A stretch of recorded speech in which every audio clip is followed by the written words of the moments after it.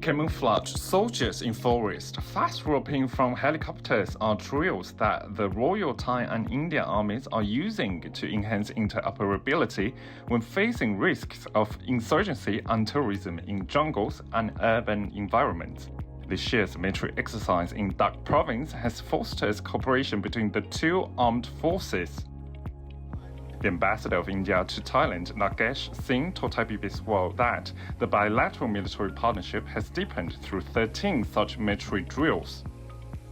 India and Thailand share a territory, the Bay of Bengal. We are neighbors, maritime neighbors, and in India we call Thailand civilizational neighbor. We have common interests in this region. We want peace and stability.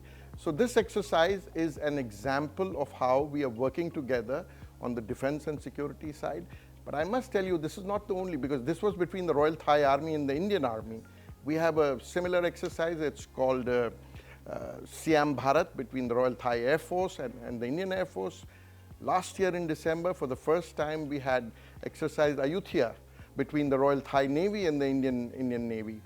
So, it is a deepening partnership. And like I said, we have similar interests. We have common threat perceptions, whether traditional or non-traditional, drug trafficking, human trafficking, piracy, etc. So it just shows that how the deepening of our relationship is happening beyond political and economic side, even on the defense and security cooperation. In addition to regional security, the ambassador noted that an economic bloc, including countries of the Bay of Bengal, with a combined population of almost 2 billion, could develop a greater amount of trade, address climate change, and develop sustainability.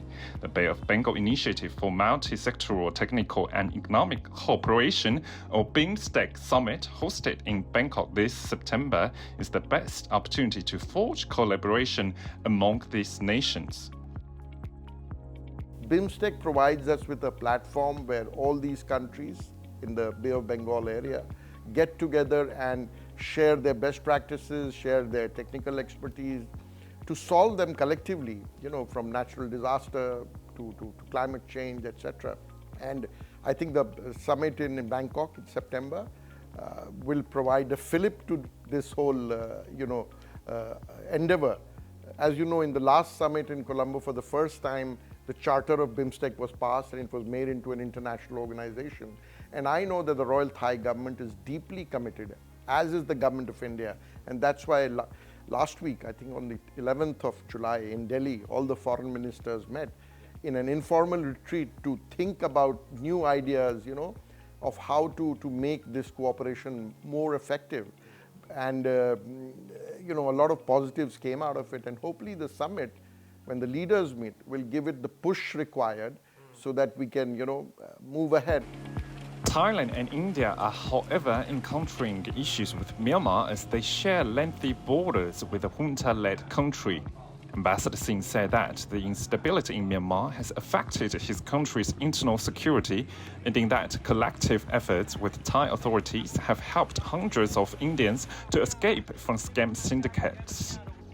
We've been tackling this issue for almost 3-4 years since the coup happened in Myanmar, and we had a lot of Indians who were trapped in the border areas across the border in Myanmar, in Laos, in Cambodia. In the last 2 years, we have rescued and repatriated almost more than 300 Indian citizens from there. There are still people stuck up there. What we have been doing is we are running a very effective advisory program where we are trying to advise people back home in India about the risks of these job offers. For us, peace and stability in Myanmar is essential because it impacts your national security and it impacts our national security. You have about 2,400 kilometers of border. We have about 1,700 kilometers of border. There are ethnic relationships on both sides. So whenever there is instability in Myanmar, it affects our internal security, whether I mentioned drug trafficking, human trafficking, gun trafficking, the ethnic relationships, because on the Indian side also they have relations on the Myanmar side. So India and Thailand have very common interest. Frank Kanshi reporting for Thai PBS World.